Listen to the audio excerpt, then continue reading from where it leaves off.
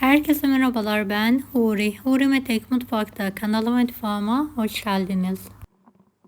Fırın kullanmadan tavada iki farklı atıştırmalık tarifi hazırlıyorum. Pratik ve lezzetli. Tarifimi hiç bekletmeden hemen başlıyorum. 2 adet tam yumurta.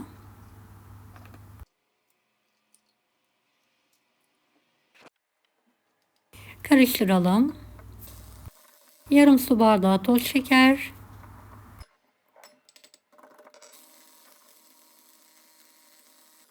Yarım su bardağı sıvı yağ. Yarım su bardağı su.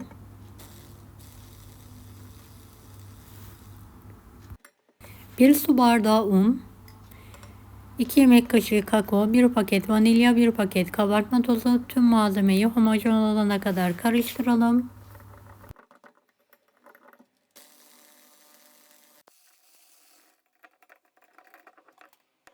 Evet, kek harcımız hazır. Fırın kağıdını tava ebatında yuvarlak olacak şekilde katlayarak kesiyorum.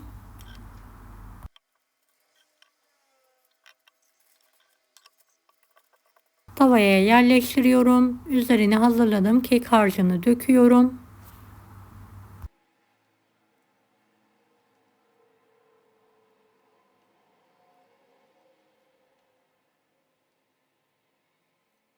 Kapağını kapatıyorum. Kısık ocakta pişirmeyi bırakıyorum.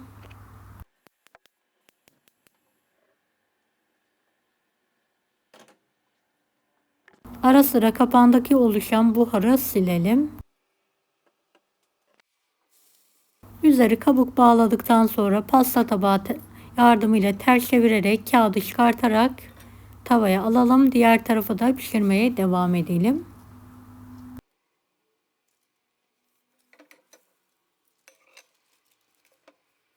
Beni hangi ülkeden veya şehirden izliyorsunuz merak ediyorum. Yoruma yazarsanız sevinirim. Evet, kekim artık pişti. Altını kapatarak servis tabağına alarak soğumaya bırakıyorum. Evet, ben Mare usulü çikolata eritiyorum.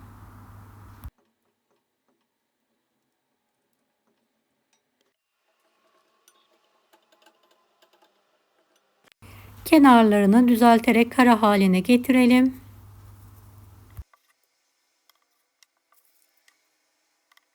Şöyle küçük videodaki gibi parçaları keserek ayıralım. Kenar parçaları da robotta un haline getirelim. Evet, üzerlerine bolca yer fıstığı ezmesi sıkıyorum.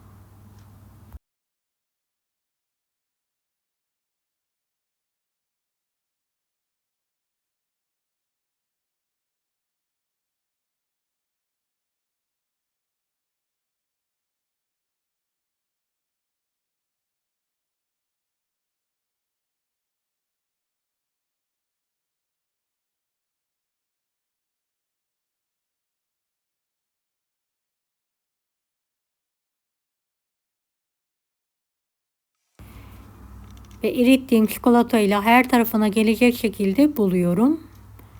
Fırın kağıdı üzerine alıyorum.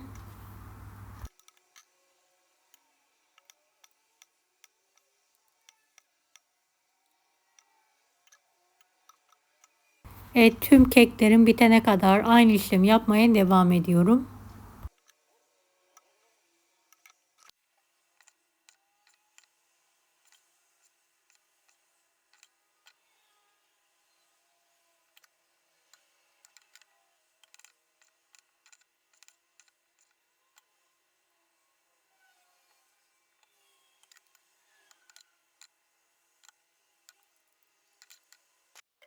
Evet, üzerine erittiğim beyaz çikolatayla süsleme yapıyorum.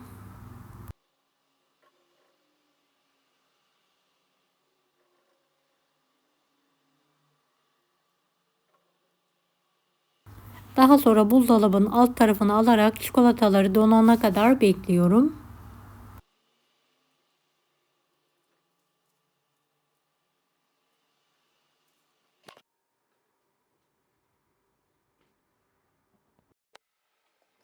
Evet, kenar parçalarını un haline getirdim. Servis tabağına alıyorum. İçine fındık kreması ekleyerek yoğuruyorum.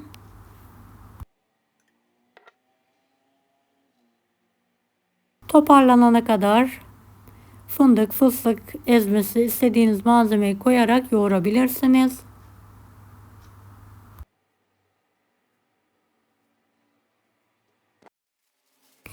Evet, biraz da kavrulmuş, çekilmiş fındık ekliyorum. Tekrardan yoğuruyorum.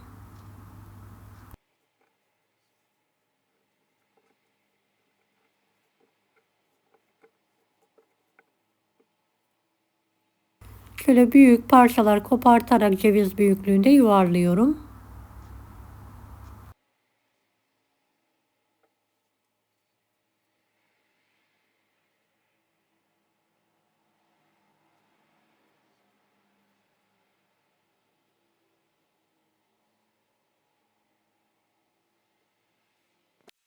Evet, kalan çikolatayla her tarafına gelecek şekilde kaplıyorum.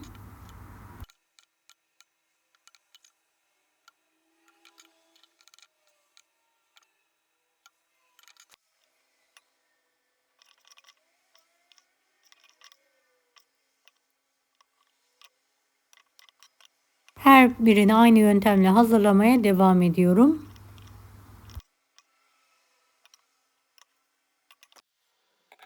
Evet, toplu olanlara da sadece bitter çikolata sıkıyorum. Buzdolabına kaldırarak çikolataların dolmasını bekliyorum.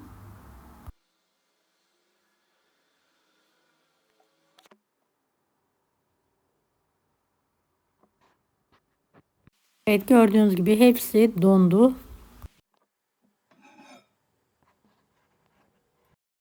Servis tabağına alıyorum.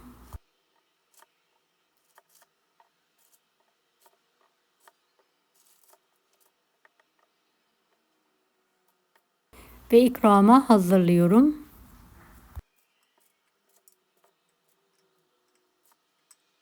Çayın kahvenin yanında tüketebileceğiniz harika bir atıştırmalık, mutlaka deneyin.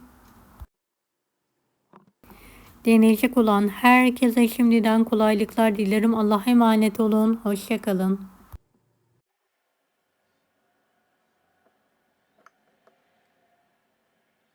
Daha farklı tarifler için bunları da izlemeyi unutmayınız.